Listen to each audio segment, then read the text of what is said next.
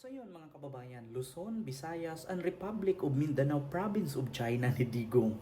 Ngayon po mga kababayan, ito po magandang balita po ngayon na actually ang Office of the President ay nahack nga po daw ng China. Oo. So, bakit nga ba pinag-initan ng China ang Pilipinas na ever since hindi naman po gumawa ng karumal-dumal at kabastusan ang Pilipinas sa China? So saan nga po ba nag-umpisa yan na kung bakit ang China at ang Pilipinas ay nagkaigitan at nagkainitan? Dahil po yan sa Gentleman's Agreement ni Digongyo. 'Di ba? So ngayon mga kababayan, hindi naman po linid sa ating kaalaman na ang China, siguro ang akala nila ang presidente pa rin ng Pilipinas ay si Digongyo pa rin.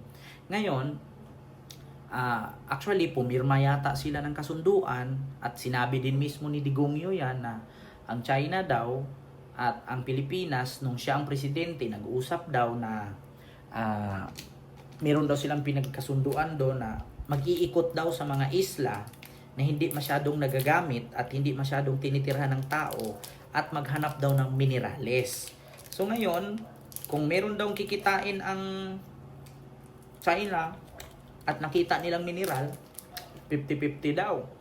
Kung halimbawa daw, kikita ng 10 barrel, 5 sa China, 5 sa Philippines. Kaso nga lang, nung pumunta na ang mga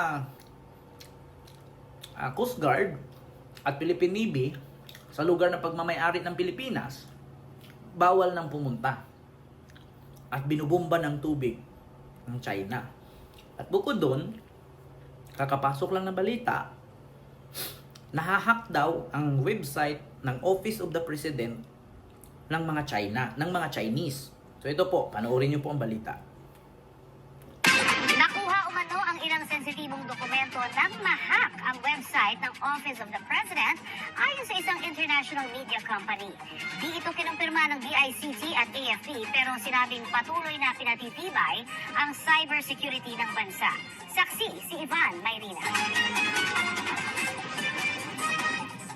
Biktima umano ng hacker sa website ng Office of the President mula 2023 hanggang sa kalagitnaan ng 2024. Ayon sa ulat ng international media company na Bloomberg, dito umano nakuha ang ilang mahalagang military documents na bilang tungkol sa sigalo sa South China Sea, kung saan nakapaloob ang West Philippine Sea. Pero sabi ng Department of Information and Communication Technology o DICT, ang alam nilang huling hacking kung saan may nakuha impormasyon ay nangyari sa pagitan ng 2018 hanggang 2022. Sa kabila yan, ang napakarami naman ng tagapag-atake laban sa mga website ng gobyerno. We're able to detect them early on. And when we do so, we are able to secure the database. What we've seen so far are old data from many years ago that are being regurgitated or recycle just to make an impression that they were successful in doing so. Hindi rin kinumpirma ng AFP na paulat na hacking. Pero patuloy naman ang pinagtitibay ang cybersecurity ng bansa alinsunod sa utos ng Pangulo bilang Commander-in-Chief. Tumutulong din ang mga kalyadong bansa ng Pilipinas at kasama na raw ang cyber defense sa mga ikinakasang pagsasanay. We have been trying to tweak our organization to the contemporary new challenges. We are able to detect and we are able to deter these attacks. Katulad nila ng hinaharap ng lahat ng bansa, daan-daang libong cyber attacks sa mga website ng gobyerno ang sinasalat at binabantayan ng DICT kada araw. Inaasahang dadamit pa umano yan habang papalapit ang eleksyon. What's happening is that there are more fake information or disinformation. There are attempts at compromising certain infrastructure like websites that are they're trying to deface some websites or trying to introduce malicious software.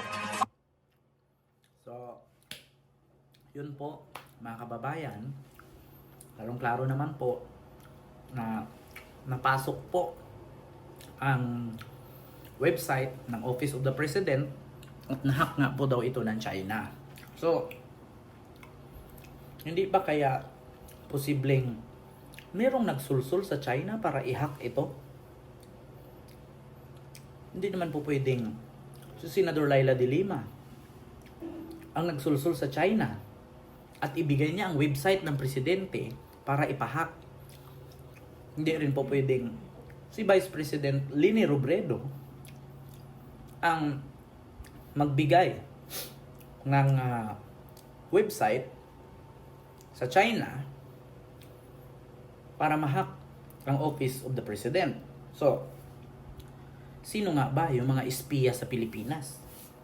Baka dahil yun nung pumunta itong si Alice Go. Hindi ba dahil kay Alice Go kaya nahahack itong opisina ng presidente? Tatanong lang po, disclaimer lang. Hindi ba kaya dahil kay Alice Go? Naku po. Hindi ko po yan alam ha, mga kababayan. Nagtatanong lang po ako. Bakit nga ba nangyaring ganyan? Bakit nga ba nahahack? Diba? Ang Office of the President at mapasok ng China ang kanilang tawag dito, ang kanilang website, no? Ang website ng Office of the President. So, yun lang yung aking katanungan, mga kababayan. Luzon, Visayas at Mindanao ay kaya din po isa sa rason kung bakit tinanggal ni Pangulong Bongbong Marcos sa National Security Council lahat ng miyembro doon. Kasi parang siguro sa isip ni BBM parang kakaiba na to ah. Parang hindi kaya may ahas sa Pilipinas? Hindi kaya may nagsulsul sa China? Hindi kaya may tawag dito, nagbigay ng website ko para ipahack ito kung paano pasukin, paano kalkalin ng China? Nako, hindi naman po pwede na si Trillanes ang sabihin natin. Si Trillanes nagbigay ng website ni Pangulong Bongbong Marcos sa China. Oo, para mahack ng mga Chinese. Kasi sabi nga nung nakaraang administrasyon ni Shigong, si Trillanes daw ang nagbenta ng West Philippine Sea sa China. Kasalanan daw yan ni Trillanes. Oo, si Trillanes daw ang naglapit kay Xi Jinping at nagpapirma ng gentleman's agreement. Kaya si Trillanes ang sisihin ninyo kung bakit naagaw, no, ng China ang West Philippine Sea. At ngayon, panibago nilang aagawin ang Scarborough Shoal. Si Trillanes po ang may kasalanan yan. Sasabihin na naman ng mga DDS yan. Ay, hindi lang si Trillanes. Si dating presidenteng Noynoy Aquino. Oo. Si Pinoy. Oo. Si Pinoy ang may kasalanan yan. Si Pinoy ang may kasdahilanan yan kung bakit nahack ng China ang Office of the President. Si Pinoy ang may gawa niyan.